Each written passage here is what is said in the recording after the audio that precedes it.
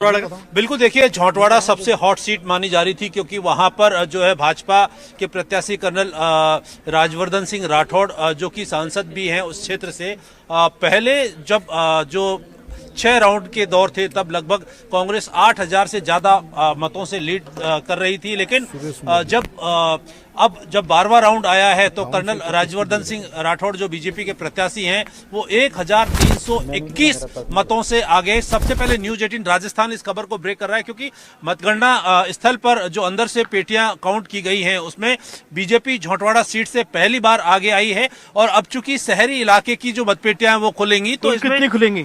अभी तक लगभग 12 राउंड की मतगणना पूरी हो चुकी है, 14 राउंड की मतगणना होना बाकी है। तो अभी बाकी है। बगरू को लेकर के अपडेट लेकर के यहाँ पर आए हैं लोकेश हमारे साथी। क्या अपडेट है बगरू का? बगरू विधानसभा सीट पर जो है मतगणना के 6 राउंड पूरे हो चुके हैं और जो है कांग्रेस की गंगा देवी जो है दूसरे राउंड में ही जो है मतगणना स्थल छोड़कर चली गई थी।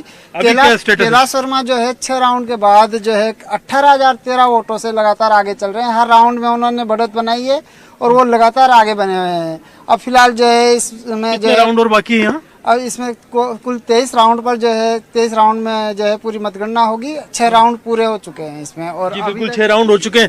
क्या अपडेट है? दूदू में अपडेट देना चाहूंगा कि दूदू जो विधानसभा सीट है जहां पर कि मुख्यमंत्री के सलाहकार बाबूलाल नागर सुबह सुबह काफी उखड़े हुए दिखाई दे रहे थे, वहां से निकल गए।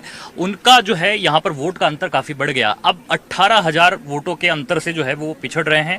प्रेमचंद बेरवा ने यहाँ पर बढ़त बना ली। सांगानेर एक बड़ी हॉट सीट भी है जिसे कहा जा सकता है, जहां पर की नए चेहरे के तौर पर बीजेपी के महामंत्री को उतारा गया यहाँ पर। और भजनलाल शर्मा अब 8,000 वोट से आगे चल रहे हैं। पुष्पेंद्र भारद्वाज यहाँ पर पिछड़े हुए हैं। आदर्श नगर में आमेर में भी प्रशांत आगे चल रहे हैं बताया जा रहा है और सतीश पुनिया को उन्होंने पछाड़ दिया। बिल्कुल, दोनों के बीच में एक टक्कर बनी हुई है। एक राउंड में जो है सतीश पुनिया आगे आए थे तो दूसरे राउंड में प्रशांत ने जो है अपनी बढ़त वहां पर बना ली। आदर्श नगर की मैं बात करूं तो 23,000 की जो लीड है वो यहाँ पर रफी खान की होती हुई नजर बड़ी लीड है। 6 राउंड यहाँ पर पूरे होने जा रहे हैं और 6 राउंड के अंदर आदर्श नगर विधानसभा में रफी खान जो है वो आगे यहाँ पर चल रहे हैं। कोटपुतली की भी मैं बता देना चाहूंगा जो यहाँ पर जानकारी आई है। 4 राउंड की यहाँ पर मतगणना पूरी हुई है और 4 राउंड में बीजेपी की जो हंसराज पटेल है वो यहाँ पर आगे चल रहे हैं। तो यहाँ मंत्री जो है अपने राजेंद्र यादव जिनके यहाँ छापे पड़े थे इनकम टैक्स और ईडीबी के वो काफी चर्चा में रहे थे, वो पिछड़ गए। बिल्कुल, उच्च शिक्षा मंत्री के तौर पर और गृह राज्य मंत्री के तौर पर वो अपनी जिम्मेदारी गहलोत सरकार में निभा रहे थे और उनके सामने यहाँ पर बीजेपी के हंसराज पटेल हैं। 4 राउंड की मतगणना में वो यहाँ पर आगे चलते हुए दिखाई दे रहे हैं। 5518 वोट से इस समय में बढ़त बनाए हुए हैं। मंत्री